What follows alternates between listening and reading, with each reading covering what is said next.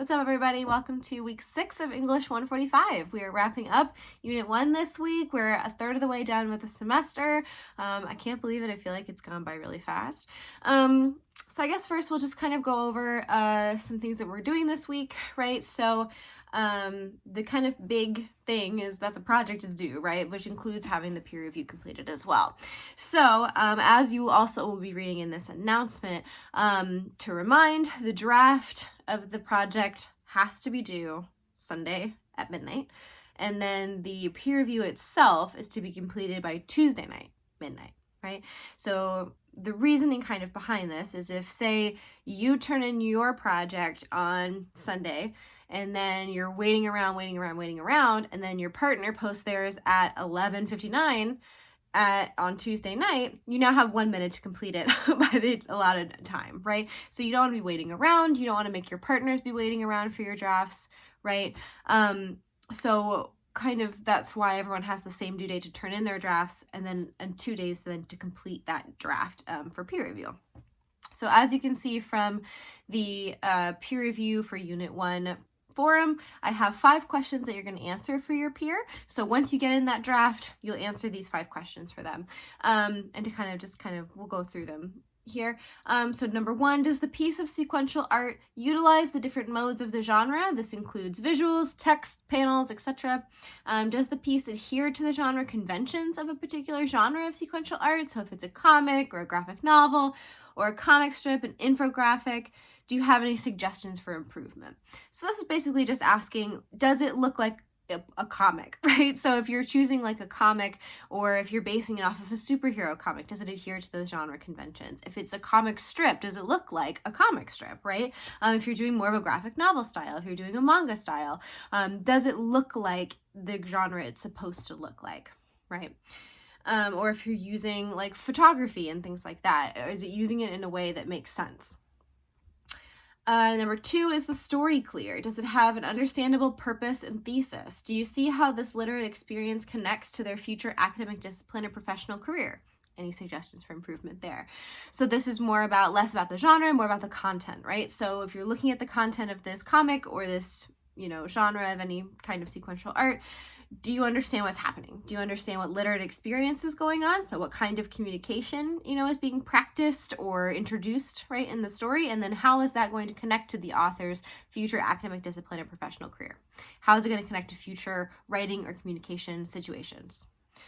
Okay, and then number 3, how do the uptake submission notes give you insight into your peers' learning process? Do they explain what they learned this unit and how they applied that knowledge to their major project? Do they use specific examples? What suggestions do you have for improvement?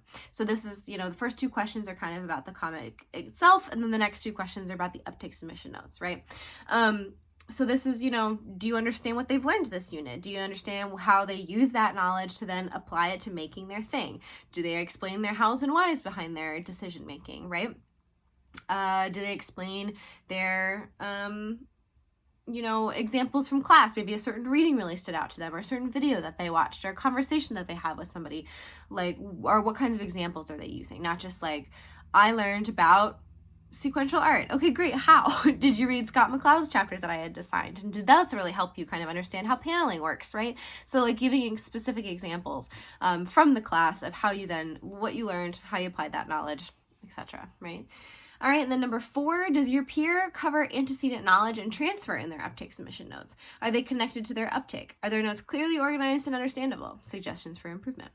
So antecedent knowledge, right, is the knowledge that you had before entering this unit, right? So what knowledge did you have about multimodality? What knowledge did you have about chat? What knowledge did you have about comics, right? About literacy? What kinds of knowledge or presumptions or any sort of background did you come into this unit with? And then how did that interact with how you learned, right? So say, you'd never really read a comic before, so that kind of impacted how you were going to make your comic, right? Or maybe you didn't know much about multimodality and that term really was like confusing to you at first. Talk about that, right?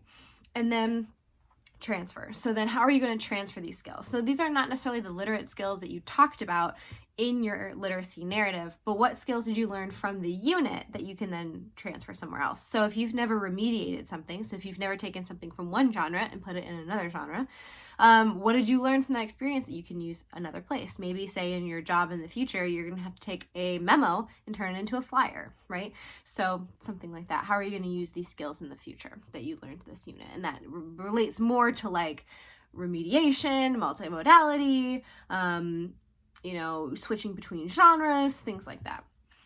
And then finally, number 5, any other suggestions for deletions, additions, or changes to either the sequential art or the USM?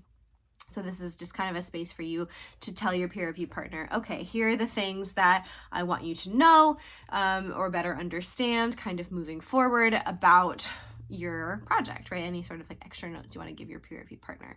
And with all of these should not just be yes or no's, right? So for example, is the story clear? Does it do all of these things? Don't just say, yeah, it's clear, period, right? Talk a little bit more. Your answers to these questions don't have to be like paragraphs of length, right? But they should be probably a couple of sentences. You want to make sure that you're giving productive feedback to your person, right? Because you would want that on your project, right? You would want someone not to just say, yeah, or no, it could use some improvement. Okay, great. How? Where? What exactly am I missing, right? Because you want that extra set of eyes that are going to see things in your project that you aren't able to see by yourself, right? So again, your draft is due Sunday night. The peer review itself to like look at your partner's thing, answer these 5 questions is due Tuesday night. And to avoid the issue of like trying to catch up or trying to find, or wait for your peer review person to like do something, you have to have your drafts in Sunday night or else I will not assign you a peer review partner and you won't participate in peer review. If you want, if you've missed the Sunday night deadline and you want me to look over your draft, we can set up a time to either meet over Zoom or you can email it to me and I can answer these questions myself. But that's only if you give me a heads up, not just it's Tuesday and you're turning in your draft and you haven't talked to me at all, right? If it's on Sunday, something happens, you aren't gonna be able to finish your draft, let me know, okay? Before I go into the next part, we'll do our little bonus points here in the middle. Our little bonus points Easter eggs again. If you haven't been watching these videos or if this is your first one, these kind of intermissions, if you will, are just to help you get to know me a little bit better, me to get to know you a little bit better. In a reward a little bit, I guess, for watching these videos. So now that Valentine's Day, which I'm wearing my red today, although it is my ISU Redbird sweatshirt, so repping the school today. Valentine's Day is on Sunday. And so what is something that you love, that you've maybe loved for a really long time? Even though sometimes this is surprising for people because I also talk about how much I love horror and skulls and skeletons and ghosts and dark things fairly often, I also really love Disney. Since I was a kid, just I've really loved Disney. I've gone to Disney World. I've been very, very fortunate to go like a lot of times. And so I love, the whole experience of the parks. I know that there's a lot, especially right now, a lot of discourse about like Disney adults and making fun of them. If you want to make fun of me for being a Disney adult, you can. That's fine. I don't care.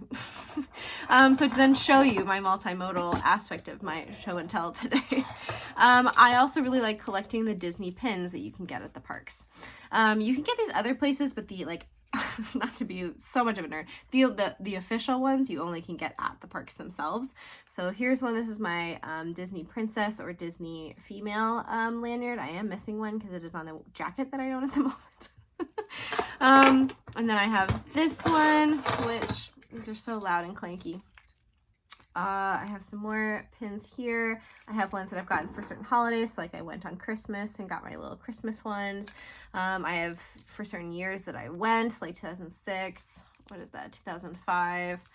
Do I have any more years on this one? No. But so there's those. Oh, I have too many. This is ridiculous. Now that I'm looking at all these at the same time. And then I have this one. I've got like my Pirates of the Caribbean ones. More just interesting, kind kinds of things. So I like collecting those when I go to the parks. So that's something that I really love is Disney, and it's something that is maybe surprising. So maybe that's the twist you can put on. What's something surprising maybe to other people that you really love? So I like my dark horror, gothic themes, but I also really like Disney. So that's my little tidbit here in the middle. All right, so then moving on. So then and I will make this announcement either maybe on Sunday, maybe later, but if you're watching this, you'll know ahead of time. But I'm also going to announce that if you want an extension on your final project that is due Thursday night, which it's Thursday oh goodness, what is today? Sorry. The 18th. So it's due the 18th, which is that Thursday at midnight. If you want an extension, you have to tell me. Well, yeah, I'll do this in the Sunday announcement. You have to tell me by Tuesday at midnight that you want an extension. It can't be, you forgot and then you want the extension. But like if you're planning ahead and you're looking at your project and you're like, this is not going to be completed by Thursday night, email me. I will give you an extension. No problem. Like, that's fine. You just have to tell me beforehand rather than after. That's the main thing. And then that's all that's due on Thursday is your final project, which includes, your comic and everything else. Also on Thursday, you'll see everything appear on our ReggieNet page for Unit 2. So that includes all of the assignments for Unit 2. That includes all of the forums and all of the weekly agenda items and lessons and checklists and things like that. That'll all I have it set to pop up at, I want to say, like the morning, like Thursday morning. So you'll see all of that appear. So you can kind of look ahead at that because you will have your first assignment on that next Tuesday, right? So if you're looking ahead, I can look ahead because I have access to it. So that Tuesday you'll have just a TLDR of Unit 2. So similar to how you did before. You're going to read the prompt and then summarize it. So not bad. So look ahead, you'll see things kind of pop up. Look and see what we're doing. Look at the prompt. Start thinking about ideas, things like that. But yeah, and then I will also have my lunchtime chats as usual on Thursdays at 1. So if you want to come to that and talk about your final project, especially if you had asked for an extension and you're having some trouble or you're having some issues, maybe they're technical issues that you're having, creating your comic or whatever, right? So you can come to the lunchtime chats and talk about that on Thursday. But yeah, I will announce in the announcement that, yeah, by Tuesday at midnight, if you want to say, hey, I need an extension, we can talk about that and come to a conclusion as far as like when you think you can maybe have it done by. Because I probably won't start looking at them like right away on Thursday night when I get them, right? So that's fine. Yeah, I think that's pretty much all the announcements that I have for this week. Yeah, that's pretty much it. Thank you all for those of you who are getting the emails and are getting the responses. I appreciate that. I appreciate you reaching out and working with me, because yeah, sometimes with an asynchronous class, I'm not there to remind you about things. I'm not there to like talk about things. We're not meeting, like 3 times a week to go over these things. If you're not reading things or you're not getting messages, then things start falling between the cracks and things like that. So with an asynchronous class, you want to make sure that you're on the ball, right? So appreciate that. And then yeah, I guess that's pretty much it. Hope you all have a good week, good week 6, last week of the unit, and we will talk soon.